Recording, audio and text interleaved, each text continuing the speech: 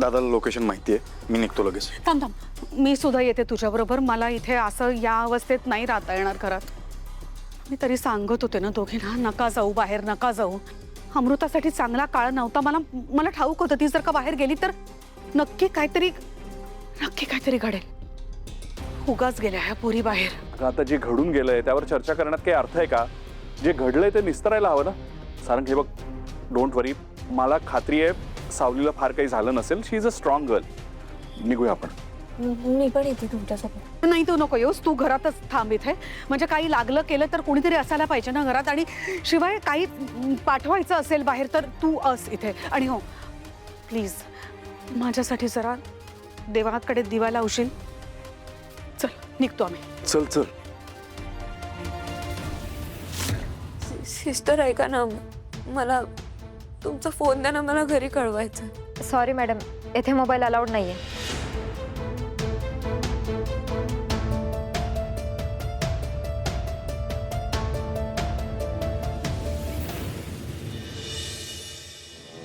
ते ऍक्सिडेंट केस इथेच आले.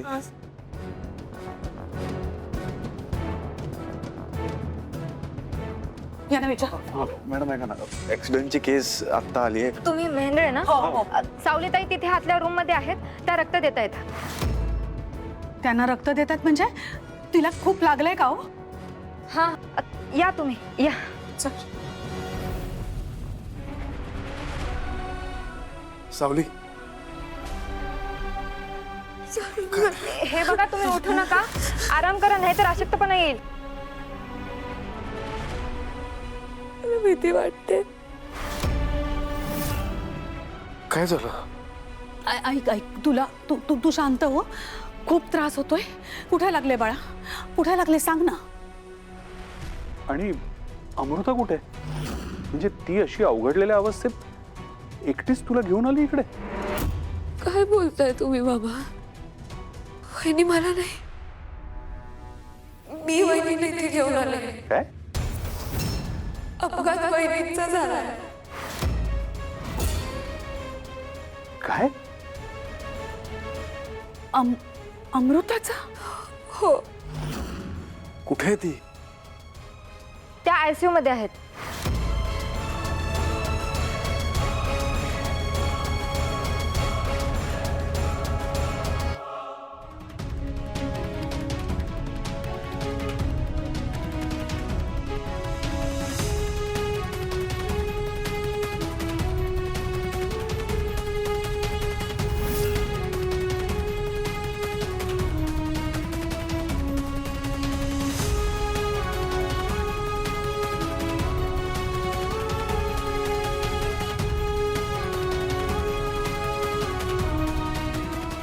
डॉक्टर, माझी सून कशी आहे?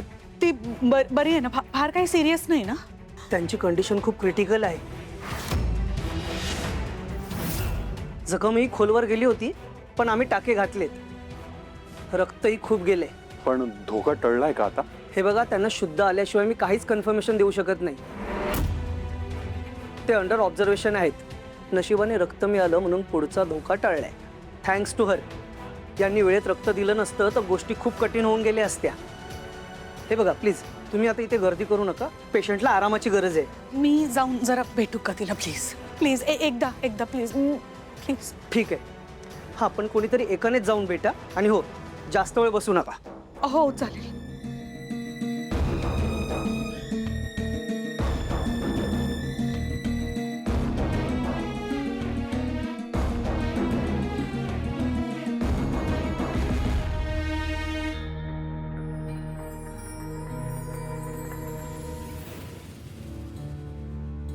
बसा तुम्ही. हो. सारंग, अरे काय हे विचित्रच होऊन बसलं सगळं. आतापर्यंत अमृता हसती खेळती होती घरात, आणि आता आयसीयू मध्ये. कोण होता तो गाडीवाला ज्यांनी ऍक्सिडेंट तर केलाच, वर मागे वळूनही बघितलं नाही, निघून गेला सरळ? बाबा, अमृता बहिणीला शुद्ध येऊ द्या आधी, नंतर बघू तो कोण होता आणि काय करायचं त्याचं. एक बरं आहे, आपली सावलीच धीराची आहे. म्हणजे तिने अमृताला इथवर हॉस्पिटलमध्ये आणलं आणि वरनं स्वतःचं रक्तही दिलं गरज लागल्यावर. सावली बरी आहे ना? काय झालंय? अरे तो रिक्षावाला होता ना, त्यांनी मला फोन केला, त्याची रिक्षा बंद पडली, अमृता आणि सावली त्या रिक्षात होते. तो मला म्हणाला कोणाचा तरी ऍक्सिडेंट झाला. बस इथे आधी. हा बस नाही, मी ओके आहे. हो बस बस बस इथे. हे बघ तू काळजी करू नको, आपण चांगल्या डॉक्टरना दाखवू, काही प्रॉब्लेम नाही. सावली बरी आहे ना, तू फक्त एवढंच सांग मला. इथून तिला डिस्चार्ज घे पटकन, आपल्याकडे आहेत ओळखी तशी. दादा हा सावली ठीक आहे. ठीक आहे ना, मग तू का असं? ऍक्सिडेंट सावलीचा नाही, अमृता वहिनीचा झालाय.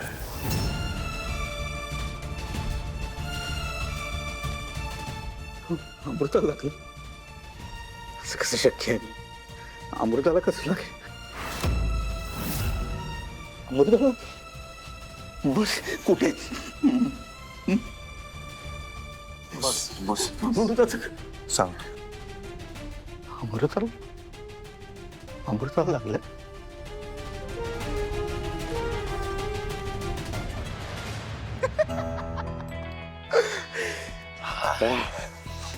दादा पण गाणं कमाल होणार आहे. कमाल.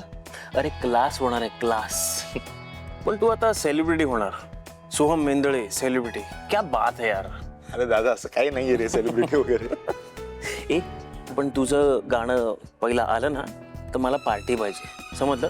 आणि मी सांगेन त्या जागी पार्टी पाहिजे, तुझ्या जागी नको. तू नेशील मला वडापाव खायला. काय यार दादा, तुला प्रॉमिस करतो सोहम महिंदळे तुला अशी पार्टी देईल ना की तू आयुष्यभर लक्षात ठेवशील. ते बघूया आता कशी पार्टी देशील ते.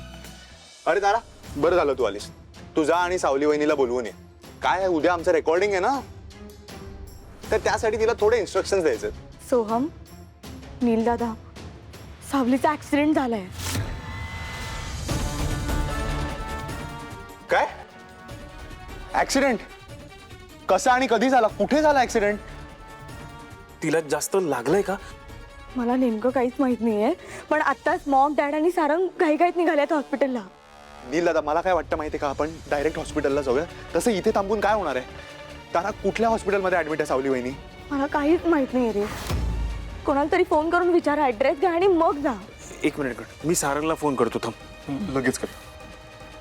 ऐक ना नील दादा, स्पीकरवर ठेव ना. हो. सावली हे बघ, जरा नीट आठव आणि सांग की नेमकं काय आणि कसं घडलं ते. बाबा, आम्ही ना रिक्षात होतो. रिक्षा अचानक बंद पडली म्हणून ते रिक्षावाले दादा रिक्षा दुरुस्त करत होते. आम्हाला तेवढ्यातून लवकर घरी यायचं होतं म्हणून मी दुसरी रिक्षा शोधत होते आणि अचानक मला वहिनींनी बाजूला ढकललं. मला काहीही समजायच्या आत एका गाडीने त्यांना. सावली शांत हो. कशी आहे अमृता? राजकुमार आहे तिच्या बरोबर.